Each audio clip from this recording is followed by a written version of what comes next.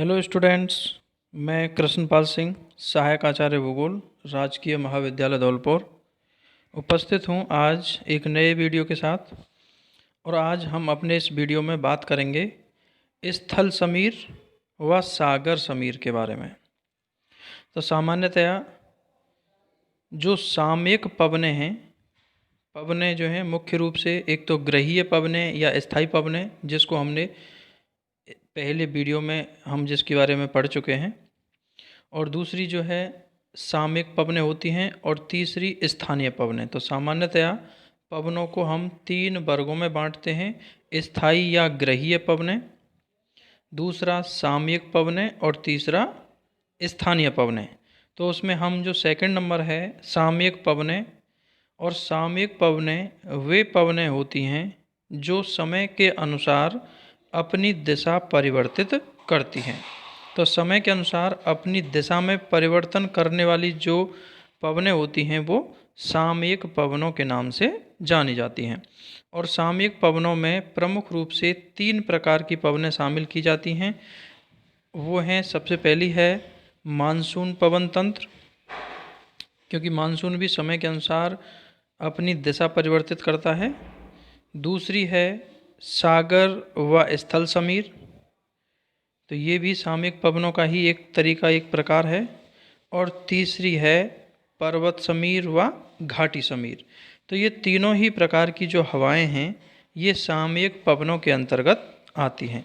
तो यहाँ हम इस वीडियो में स्थल समीर व सागर समीर के बारे में चर्चा करेंगे कि स्थल समीर क्या है और सागर समीर क्या है, और ये किन किन दशाओं में प्रवाहित होती हैं। तो चलिए आगे इसमें विस्तार से बात करते हैं।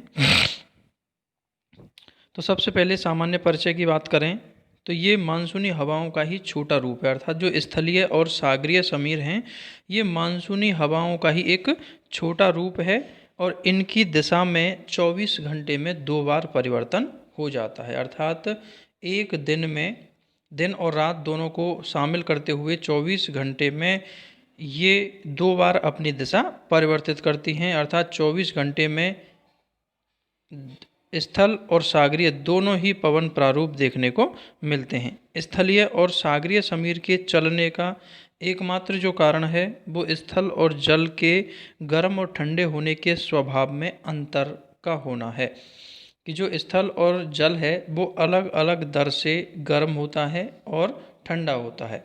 जल की विशिष्ट ऊष्मा अधिक होती है, इसीलिए जल देर से गर्म होता है और देर से और धीमी गति से ही ठंडा होता है। वहीं जो स्थलीय भाग है वो स्थलीय भाग सूर्यातप प्राप्त होने पर शीघ्र और ज़्यादा गर्म हो जाते हैं, और पार्थिव विकिरण के द्वारा शीघ्र ही ठंडे भी हो जाते हैं। तो जल और स्थल के इस गर्म और ठंडे होने के स्वभाव में जो अंतर है, इस अंतर की वजह से ही स्थलीय और जलीय क्षेत्रों के तापमान में अंतर देखने को मिलता है, और इसी तापमान में अंतर के फलस्वरूप वायुदाब में अंतर उत्पन्न होता है, और इसके परिणाम स्वरूप हवाएं अलग अलग डायरेक्शन में प्रवाहित होने लगती हैं। और ये सागर तटीय क्षेत्रों या झील के किनारों पर इन सागरीय व स्थलीय हवाओं का अच्छी तरह से अनुभव किया जा सकता है। अर्थात सागर तटीय क्षेत्रों में ये अच्छी तरह से महसूस की जा सकती हैं। तो यहाँ सबसे पहले हम बात करते हैं स्थल समीर की। जैसा कि नाम से स्पष्ट है, स्थल समीर ये स्थल की ओर से जल की ओर चलने वाली समीर हैं, जो मुख्य रूप से महाद्वीपीय क्षेत्रों से सागरीय क्षेत्रों की ओर चलती हैं, या फिर स्थलीय भूभागों से सागर की ओर प्रवाहित होती हैं। और चूंकि रात्रि के समय स्थल समीर प्रमुख रूप से रात्रि के समय प्रवाहित होती हैं, क्योंकि रात्रि के समय स्थलीय भाग में जल की अपेक्षा तीव्र गति से पार्थिव विकिरण से ऊष्मा का ह्रास होता है, और स्थल भाग ऊष्मा ह्रास की वजह से ज़्यादा ठंडे हो जाते हैं, वहीं जलीय भाग तुलनात्मक रूप से गर्म रहते हैं। और यही कारण है कि जब स्थलीय भागों पर तापमान कम हो जाता है तो वहाँ वायुदाब अधिक उत्पन्न हो जाता है, और वो उच्च दाब के केंद्र बन जाते हैं। वहीं सागरीय क्षेत्रों पर तापमान अधिक होने के कारण वहाँ वायुदाब तुलनात्मक रूप से कम पाया जाता है। और इस प्रकार स्थलीय क्षेत्रों पर रात्रि काल में उच्च वायुदाब और सागरीय क्षेत्रों पर रात्रि काल में न्यून वायुदाब विकसित होने के परिणाम स्वरूप स्थलीय क्षेत्रों से सागरीय न्यून दाब के क्षेत्रों की ओर पवनें प्रवाहित होने लग जाती हैं। और इस प्रकार से ये जो पवनें हैं ये स्थलीय भागों से सागर की ओर प्रवाहित हो रही हैं, इसीलिए इनको स्थल समीर के नाम से जाना जाता है। तो इस प्रकार से ये स्थलीय समीर हैं और ये स्थलीय भूभाग से सागर की ओर चलने वाली हवाएं हैं। ये हवाएं मुख्य रूप से शुष्क होती हैं, चूँकि स्थल भाग की ओर से आ रही हैं, इसीलिए इनमें नमी की मात्रा कम होती है। ये अपेक्षाकृत शुष्क होती हैं और इन हवाओं के कारण तटीय क्षेत्रों में आर्द्रता को ग्रहण करके या आर्द्रता को अवशोषित कर लिया जाता है। फलस्वरूप तटीय क्षेत्रों में आर्द्रता में थोड़ी कमी हो जाती है, जिससे तटीय क्षेत्रों की जलवायु थोड़ी सम हो जाती है और वहाँ का मौसम खुशनुमा या सुहावना हो जाता है। और यही कारण है कि भारत में जो तटवर्ती क्षेत्र हैं, तटवर्ती प्रमुख शहर जैसे कोलकाता, मुंबई, चेन्नई आदि हैं, तो इन नगरों की जलवायु सम पाई जाती है, अर्थात यहाँ ग्रीष्म काल में कम गर्मी और शीतकाल में ठंड भी कम होती है। तो इस प्रकार का जो समकारी प्रभाव है ये इन्हीं सागरीय और स्थलीय समीरों की वजह से सागर तटीय इलाकों में देखने को मिलता है। नीचे आप डायग्राम देख सकते हैं और डायग्राम में स्थलीय समीर स्पष्टतः दिखाई गई है कि जो स्थलीय समीर है तो इसमें आप देख सकते हैं सी जो सागरीय क्षेत्र है वो वार्मर अर्थात गर्म है और जो स्थलीय भूभाग है लैंड है वो तुलनात्मक रूप से ठंडी है। और यही कारण है कि स्थलीय क्षेत्र पर अधिक वायुदाब और सागरीय क्षेत्र में न्यून वायुदाब बनने की वजह से हवाएं जो कूल लैंड ब्रीज लिखा हुआ है अर्थात ठंडी स्थलीय जो हवा है वो स्थलीय क्षेत्रों से सागर की ओर प्रवाहित हो रही है, जिसको कि नीले रंग के तीर से दर्शाया गया है।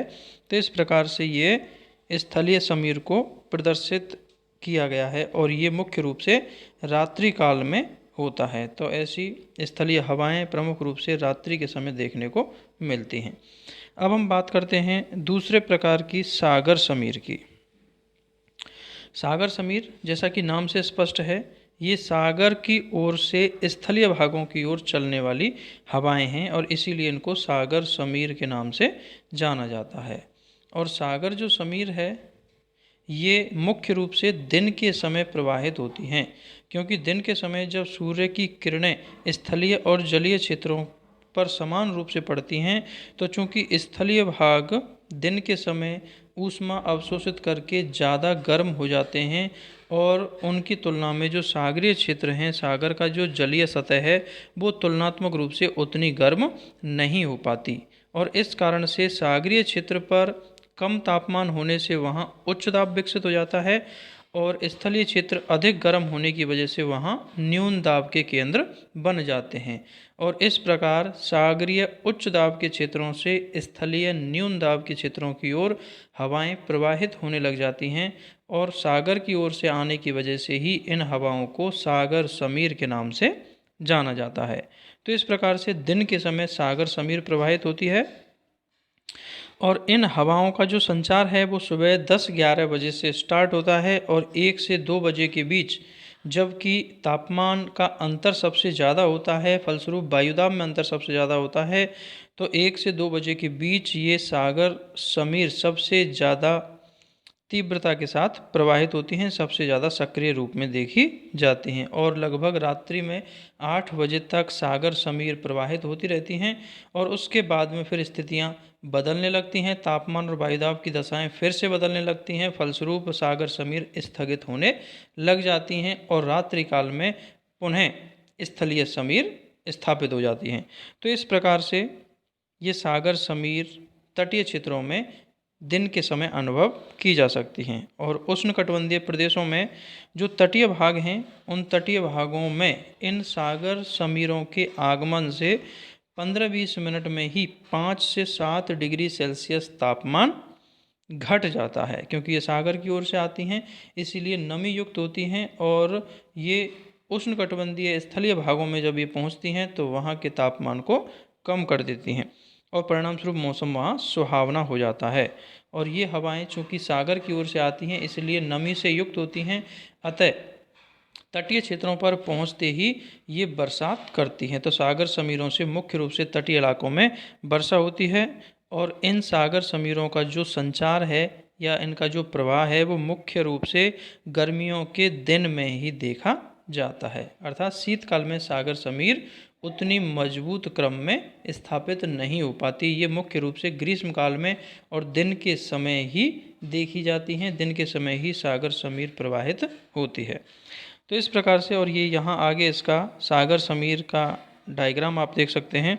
तो इसमें दिन के समय है और दिन के समय में आप देख सकते हैं स्थलीय भाग गर्म हैं और सागरीय भाग अपेक्षाकृत ठंडे हैं। फलस्वरूप सागरीय क्षेत्रों पर उच्च दाब और स्थलीय भूभागों पर निम्न दाब होने के कारण हवाएं सागरीय क्षेत्र से स्थलीय भागों की ओर चलने लगती हैं। तो इस प्रकार से ये जो समीर है ये सागर समीर के नाम से जानी जाती है।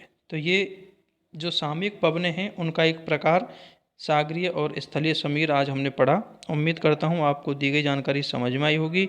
आपको मेरा वीडियो अच्छा लगा हो तो इसे लाइक और शेयर अवश्य करें और मेरे चैनल को सब्सक्राइब करें। धन्यवाद।